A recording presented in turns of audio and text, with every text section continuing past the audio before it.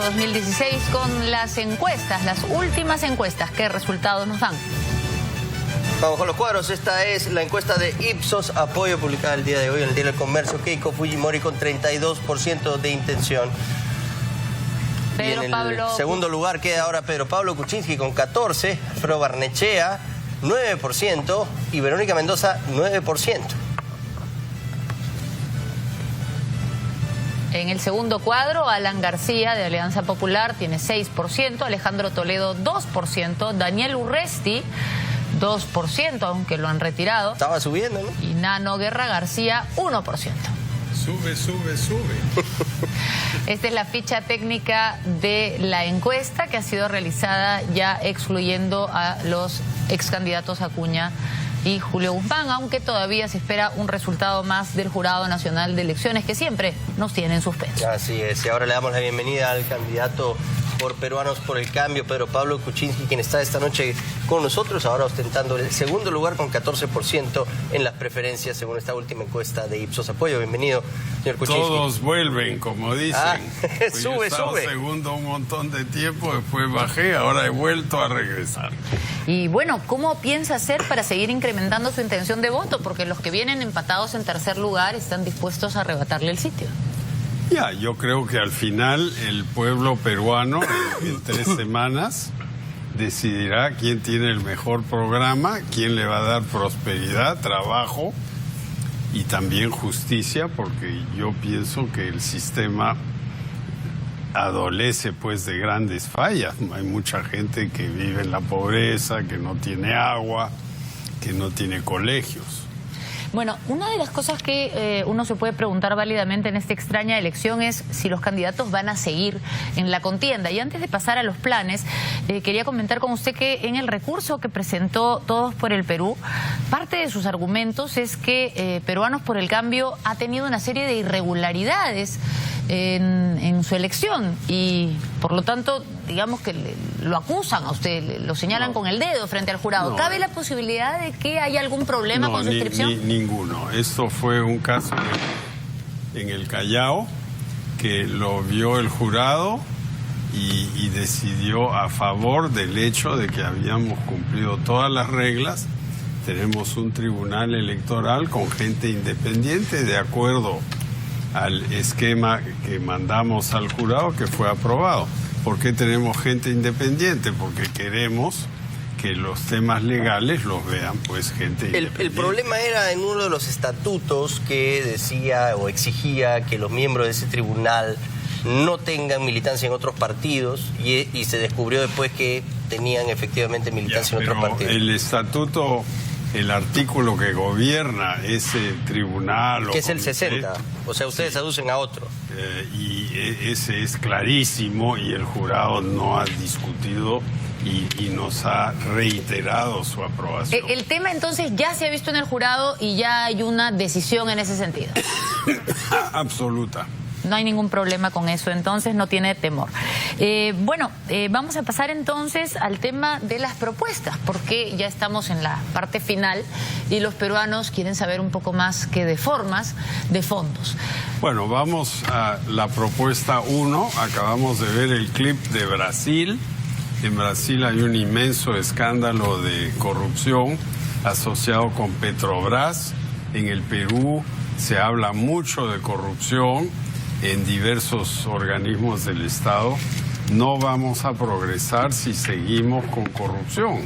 Tenemos que desde la cabeza hasta el funcionario del nivel menor tener una administración absolutamente limpia, porque si no, no podemos seguir así. Usted fue parte de un gobierno y como tal algunas personas cuestionan su actuación. Es más, dicen que usted tuvo alguna posición que favoreció a algunas empresas que hoy día están investigadas por corrupción. ¿Qué tiene que decir a eso? No, eso no es así.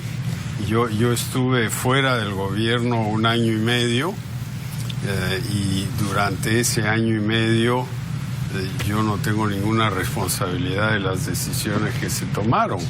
Y se aduce que Camisea lo firmé yo, falso. Camisea se licitó al final de Fujimori, se firmó en el gobierno de Valentín Paniagua.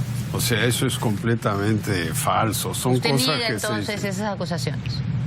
Yo niego categóricamente eso. Ahora, yo estoy orgulloso de que el Perú hoy tenga gas, de que podamos poner el gas en todos los hogares del Perú. Obviamente exportarlo en este momento con la caída estrepitosa de los precios internacionales del gas no es un buen negocio. Le puedo hacer una pregunta, pero no se moleste. Sobre la renegociación de los contratos. Todo contrato se puede renegociar, pero aquí se pinta esto como si fuera la guerra de la independencia. No es así. Esto es un contrato comercial. No, pero esto lo está blandiendo, por ejemplo, Alfredo Barnechea como una de sus grandes propuestas, de que esto es algo que se tiene que renegociar de todas maneras, que estos contratos no han favorecido al Perú, que se negociaron en términos muy pobres para nuestro país, el gobierno y que eso es un abuso. No negoció esos contratos primero. Esos son contratos privados entre Repsol y la Comisión Federal de Electricidad, que es la compañía eléctrica de México. El gobierno nada tiene que ver ahí. Entonces miente quien le dice a la gente que esto es un tema del gobierno. No vamos a poner adjetivos. Lo que ha pasado es que el gas estaba a 10, 12 dólares y está a 2. Entonces vender el gas a ese precio no es un Pero hay un buen compromiso de venderlo, ¿no? Un contrato a largo plazo que obliga al Perú o a la empresa a vender gas. Pero en el mundo hay un montón de contratos y los contratos todos tienen fuerza de ley, pero las leyes se pueden cambiar. Y los contratos pueden renegociarse. Pero claro que sí. Ahora bien, dicen algunas otras personas que más bien el discurso de hablar de tanto de la renegociación de los contratos de gas no le da a entender a la gente la verdad, que es que los que más se beneficiarían son las empresas y no el pueblo peruano. ¿Cómo podemos hacer para que el pueblo peruano se beneficie del gas? Lo que tenemos que hacer es, en vez de que compres un balón de gas, que es en realidad gas licuado de petróleo, es petróleo en ese baloncito que cuesta 40 soles o 42 soles, es conectar tu casa al gas. Por eso... Al gas natural. Al gas natural. El gas natural cuesta muchísimo. ¿Pero qué ha pasado? ¿Por qué no se hizo nunca esa red? Usted ha hecho algunos, pero muy poco. Y no para los peruanos que más lo necesitan, sobre todo. Usted ha llegado a hacer esta alusión que hizo Ollanta Humala de que el gas a 10 soles se puede lograr ese precio con las interconexiones. El gas natural con un Explíquenos los pormenores de esa propuesta, de que el gas podría costar 10 soles. Es bien sencillo. El gas natural es mucho más barato que el gas en un balón, ¿no? ¿Por qué? Porque el balón, tienes que llenar cada balón. Hay que eliminar los balones de gas. No hay que eliminarlos, porque hay sitios que no se pueden conectar. Pero si tienes el tubo, va el gas despacito, ya está todo conectado, simplemente abres el caño. Ahora, ¿dónde está el costo?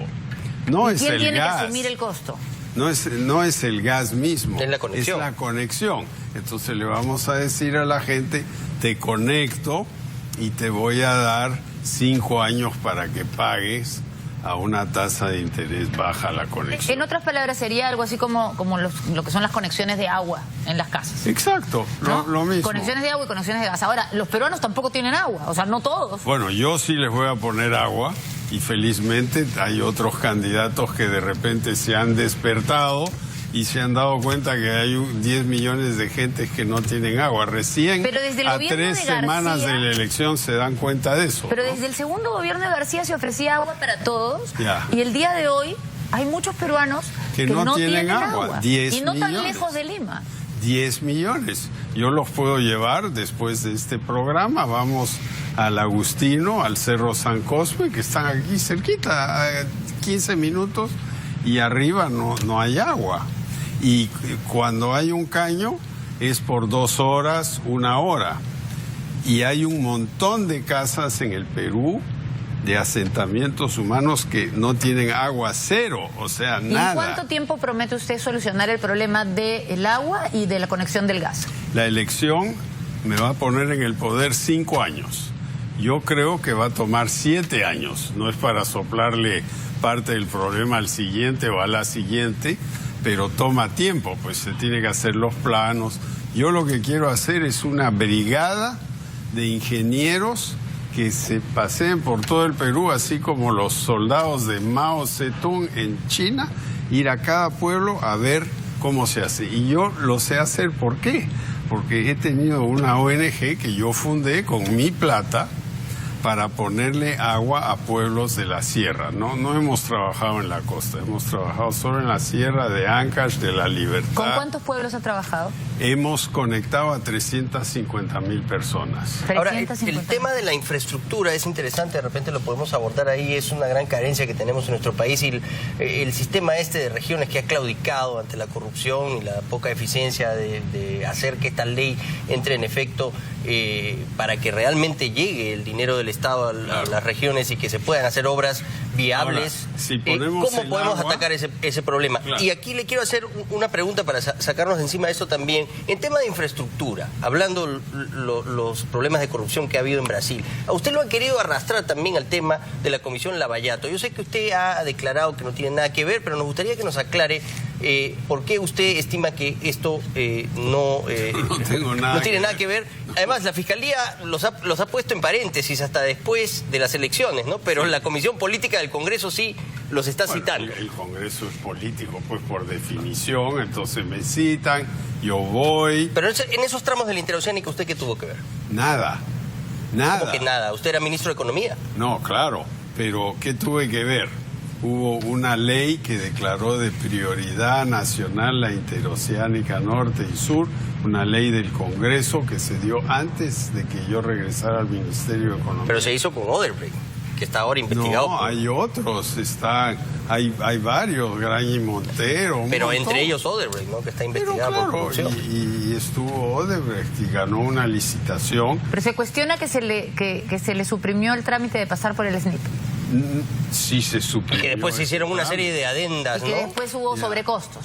Ya. Usted no tiene nada que ver con eso. Primero, yo no firmé lo del SNIP. Segundo, me parece muy bien que el SNIP desaparezca, porque yo creo que el SNIP es un cáncer en el desarrollo de las regiones del Perú. Tercero, hubo una licitación, hubo un estudio y después hubo varias modificaciones a los contratos. O sea, esa obra está limpia, ahí no hubo coima.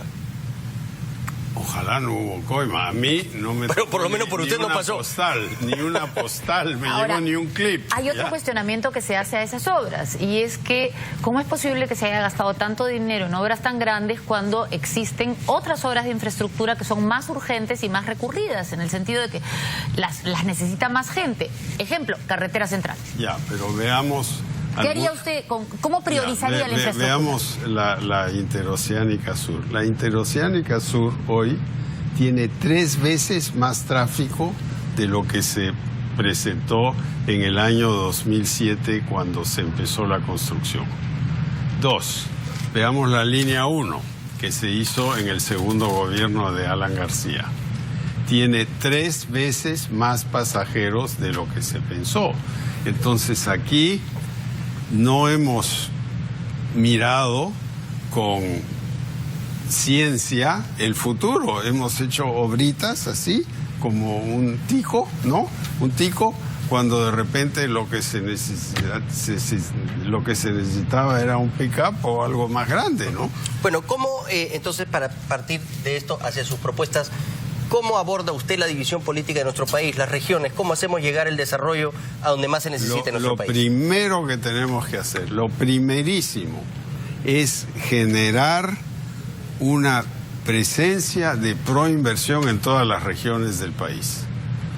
Proinversión está aquí, en el edificio de Petroperú, y de ahí no sale, todo el mundo tiene que ir ahí.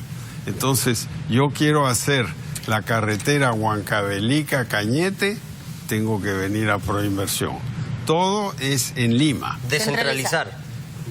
Pero descentralizar de verdad, o sea, poner funcionarios de alto nivel ahí. Que en realidad es lo que dice la ley, que tiene que haber un contrapeso y no se ha hecho. Aquí hay 32.000 leyes que dicen de todo, y están ahí guardaditas, ¿no? La ley exige que haya una asesoría, un contrapeso del Ejecutivo, de los no diferentes ministerios que tienen que ver con el desarrollo de educación, de salud, de lo que sea. Yo vengo de Loreto, anoche llegué a las 2 de la mañana hoy, ¿no? Y en Loreto están en una crisis brutal. O sea, el petróleo ha caído, las regalías han bajado, etcétera. Un desastre. Y no hay obra pública porque el proyecto de desagüe de Iquitos está sin terminar. Y Iquitos está al lado del río más grande del mundo y la gente no tiene agua. Y hemos presentado denuncias sobre eso ya varias veces. Claro, y Bagua está al lado del río Utcubamba y no tiene agua. Y Juliaca está al lado del lago Titicaca y no tiene agua. Eso es lo que tenemos que cambiar. En eso yo soy radical. ¿Qué va a hacer usted con eso? Yo me voy a sentar como un hombre práctico. Voy a redactar una norma que me permite licitar inmediatamente el diseño, la obra, porque es bien fácil. Uno va a un sitio y ve a dónde está la gente, cuál es la pendiente del terreno, a dónde se puede poner la poza de maceración, a dónde se puede poner la planta de tratamiento. Hay que tener una visión de ingeniero. Yo cuando era ministro de Energía y Minas, iba a todos los sitios, ponía plantitas eléctricas, construí Charcani, Carhuaquero, Restitución, inmensos proyectos eléctricos, y yo iba a todos los sitios. Yo era en ese sentido como Belaúnde, pueblo por pueblo. Yo iba por carretera, en ese momento no había vuelos por aquí, ¿no? Ahora, el que está, digamos, aprovechando de la figura de Belaúnde y de ese recuerdo no es usted, a pesar de que usted dice que ha hecho eso, es Alfredo Barnechea. Bueno, yo he trabajado con Fernando Belaúnde en su primer gobierno. He escrito un libro sobre sus políticas económicas y los errores que se cometieron, que es un clásico hasta el día de hoy en las grandes universidades del mundo. Muchos ensalzan a Acción Popular, pero no lo critican mucho. El gobierno de Fernando Belaúnde, el segundo, digo, el de 1980, ¿fue realmente tan bueno como dicen? No, el gobierno de Fernando Belaúnde, a partir del año 82, entró a la crisis de la deuda latinoamericana. Entonces se cortó el crédito e inmediatamente Perú, Chile, Argentina, Brasil... O sea, ¿diría usted que el gobierno de Belaúnde de los 80 fue un desastre? No, sufrió esta crisis latinoamericana, que fue la década perdida, que los que se recuerdan de esa época la recuerdan como la década perdida. Lo que pasa aquí es que hay gente que se pone el ropaje de Fernando Belaúnde y en realidad nunca trabajó con él, ni lo conoció, ni nada por el estilo. ¿Barnechea no trabajaba con Belaúnde?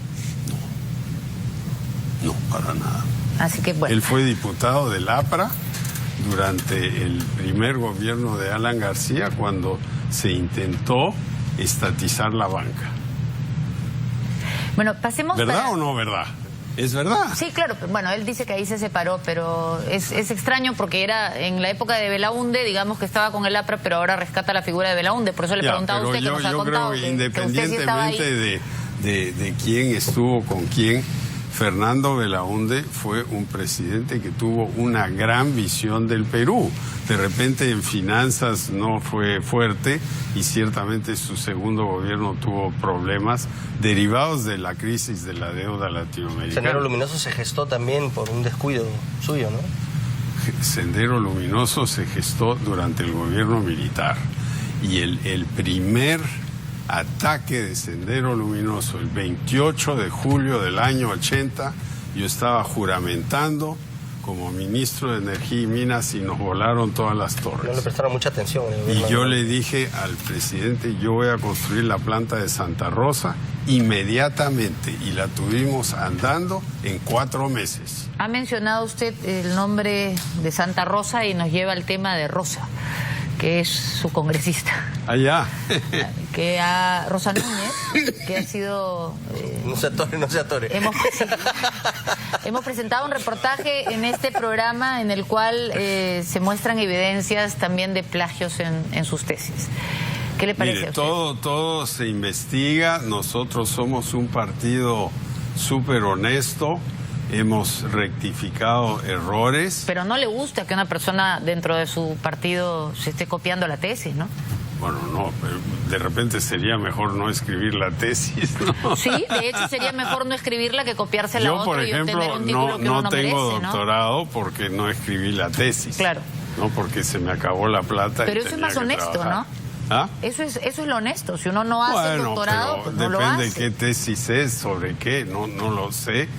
Ciertamente, si esta acusación tiene evidencias que la confirman, lo investigaremos. Pero, ¿ustedes qué pueden hacer al respecto? ¿La pueden sacar de la lista? ¿Es una posibilidad a estas alturas? Bueno, yo no me voy a adelantar a decir eso sin saber si realmente esto es cierto o no, ¿no? Bueno, para ir terminando, ¿cuáles son los pasos? Ya que me va a dar? votan ya. No, todos los candidatos. Parece que se quieren quedar acá para siempre. Todos se quejan cuando se acaban los tiempos. Cuéntenos, ¿cuáles van a ser los siguientes pasos en su campaña? Usted nos decía, para empezar, que quedan 3 semanas. Sí, exacto. Prácticamente está empezando otra vez con una cancha distinta, porque han salido 2 candidatos. Pero nosotros no hemos cambiado nada. Nosotros hacemos 3 cosas. Polvo en los zapatos, que siempre lo hemos hecho. Nosotros viajamos por carretera, por Se todo el ensucia Perú. los zapatos. Ese es el eslogan de Barnechea también. Las zapatillas, ahí está. El nido deportivo. ¿No?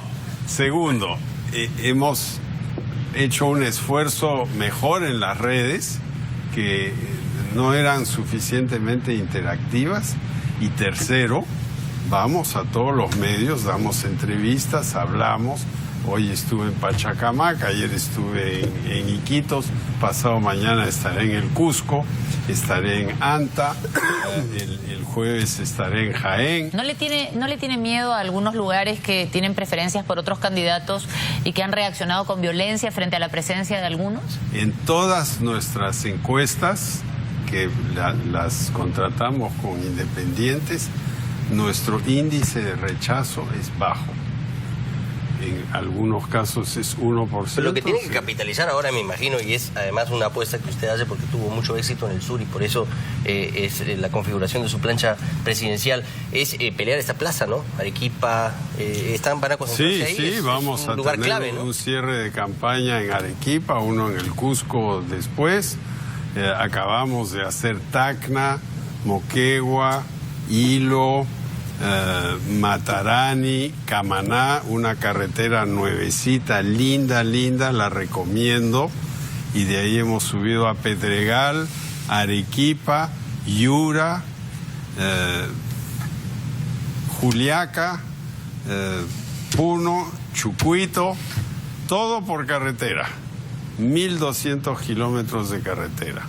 Y hace unos días hicimos Tarapoto, Yurimaguas, que es más corto. ¿Usted cree que la aparición de estos líderes más de izquierda, como Alfredo Barnechea, más a la izquierda todavía, más radical aún, Vero Mendoza, puedan arrebatarle plazas como Cusco y Arequipa? Yo no creo, porque yo creo que la gente en Cusco, Arequipa, Puno, el lago Titicaca, Yurimaguas, Jaén, a donde sea, lo que quieren es: ¿a dónde va a ir mi chico al colegio? ¿Cuál es la seguridad? ¿A dónde voy a tener agua potable en mi casa? Eso es lo que le interesa a la gente. Todas estas propuestas etéreas, yo creo que al final la gente no se convence con eso. Pero hay otra cosa que parece interesarle a la gente, porque cuando uno analiza la subida de Julio Guzmán en las encuestas, uno ve que más que propuestas, porque algunas eran muy contradictorias, lo que mucha gente vio en él fue lo que él vendía, que era el candidato que le podía ganar a Keiko. Entonces la pregunta es, ¿cómo va a vender usted la idea de que usted también es el candidato que le puede ganar a Keiko? Porque hay una gran porción de la población que lo que quiere es eso, más que propuestas, lo que quiere es eso. Yo le voy a vender, primero no voy a vender nada. Yo voy a convencer a la gente que alguien con experiencia, que ha trabajado no solo en el gobierno, sino en el mundo internacional, puede traer inversión al Perú, gobernar ordenadamente, entenderse con el Congreso. Eso es lo que yo voy a hacer. Ahora, yo no voy a hablar mal de nadie, ¿no? Pero ella... Pero sí le ha metido su chiquita. Keiko ha dicho que lo de las esterilizaciones forzadas es un crimen contra la humanidad. Es un golpe directo, ¿no? Es. Yo era jefe de planificación del Banco Mundial debajo del señor Bob McNamara, presidente famoso del Banco Mundial. Y querían promover préstamos para migraciones, agresivo control de natalidad. Yo me opuse a eso. Claro que yo era un NN, bueno, era un director en el Banco Mundial, un puesto altísimo hace ¿qué? 45 años. Pero yo siempre me he opuesto a ingeniería social de ese tipo, ¿no? Hay que dejarle a la gente que escoja lo que quiere hacer. Hay que, obviamente, darle la información, pero esterilizaciones, inmigraciones forzadas, eso es pésimo. Correcto. Bueno, le agradecemos mucho por haber estado aquí esta noche. Seguramente vamos a tenerlo más adelante en otro programa. Me votaron y yo me voy tranquilo. Ya. Muchas gracias. Nos veremos en 3 semanas, el 10 de abril. De repente nos vemos antes. Nos vamos a ver antes, seguramente. De repente nos vemos antes, quién sabe. Muchas gracias por haber estado aquí esta noche. Hacemos una pausa.